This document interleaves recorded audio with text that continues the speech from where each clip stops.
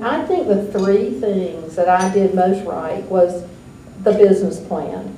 And I know that you hear that ad nauseum, business plan, do a business plan, do a business plan.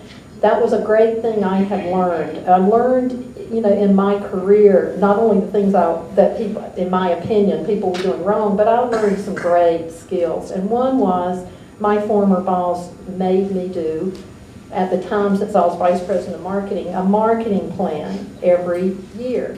And I really learned to get good at that, and I learned to have some confidence in preparing one. So that's one thing I did right from year one, prepared a business plan. And I made my business plan as simple as I could. I always looked at it in three separate areas. First area, I sat down and I said, what do I know? What are the facts? And so I wrote down the facts and everything that were true and real. And that was easy. That just involved a little research. The second part was where you needed the confidence. It was where you made assumptions. And I can tell you for engineers that's tough because, it's sort of hard to think. We like to deal with reality. X equals 6. And so when you started thinking about what's going to happen next year, what's the funding going to be? Where's the work going to come from? How is the economy going to be? Those are things you have to use sort of your educated crystal ball, and that's harder to do, and people don't have always that confidence. But it's very important because otherwise you underestimate your opportunities.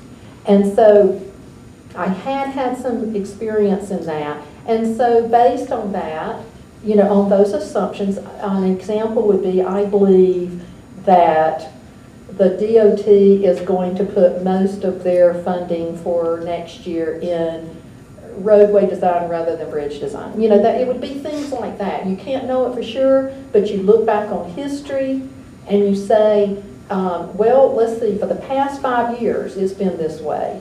Do I think it's going to get more, less, or stay the same? It's that kind of thought process, and you make yourself write it down on paper. And then based on that, you come up with your goals.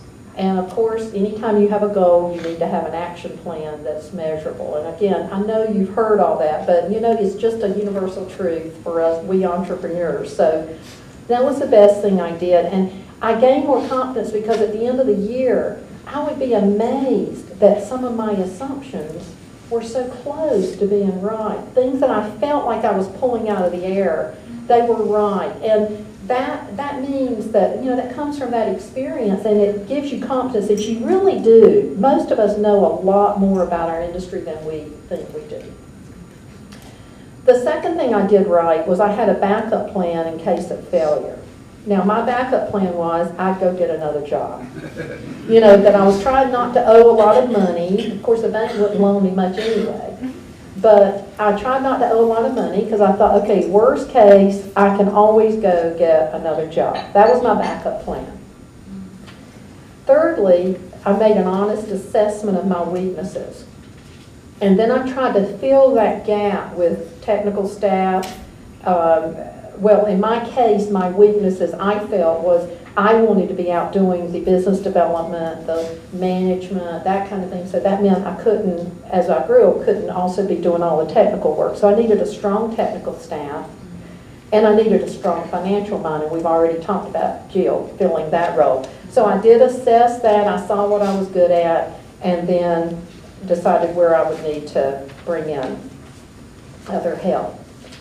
So even more importantly was, what did I do wrong? And I think that's so much more important for you to assess that. Well, one thing early on, you know how in the beginning as an entrepreneur you do everything. You talk with the bank and you empty the trash. You unclog the toilet, and you prepare a set of construction plans.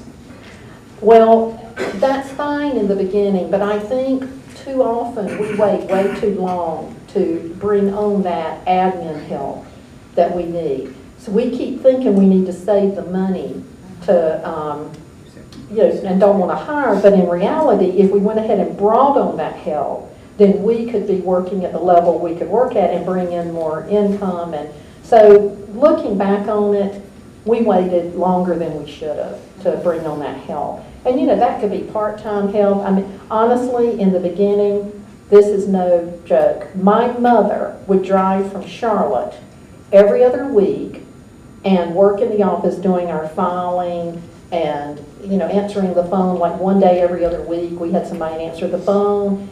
And I mean, she would do the work before I could afford to pay anybody. I didn't pay her. And then our company's big joke is she was the person, that my mother was the first person I ever fired. Well, the fact is, she was working for free, and she was darn happy when she didn't have to come driving 2 hours every other week to work 8 hours in my office. The second thing that I looked at was, let's see, that I feel like I diversified too fast. I think in my fear, and when you say too fast, you never know what it would have been like, but looking back, I think in my concern that we would maybe lose funding here or have a need there. You know, I've got these people working for me and their families are there counting on me, and I was always trying to look at, if this fails, where could we go here? Where could we get it? You know, what could be our backup? And I think in looking back, I probably was too quick, too overly concerned about diversification, and probably if I were doing it again, I would have focused a little longer on each thing and grown it a little more before we tried to diversify, whether it was geographically or whether it was service line. The third thing was, even though I had a backup plan for failure, I didn't think to have a backup plan for success. Now, I know that sounds crazy, but you always need to have, whether it's an exit strategy, whether it's a success strategy, because success brings its own set of challenges. And I think I'm going to talk about that a little bit more later, what some of those challenges were. But I would just say that the key to when you do make errors is assess yourself and spend more time thinking what you've done wrong than right, and learn from your mistakes. So what were my biggest challenges? Those have always been so easy and they've never changed. Cash flow, cash flow, cash flow. I mean, again, if times are good, you know, if times are bad, obviously cash flow is a problem. But if times are good, cash flow is a problem.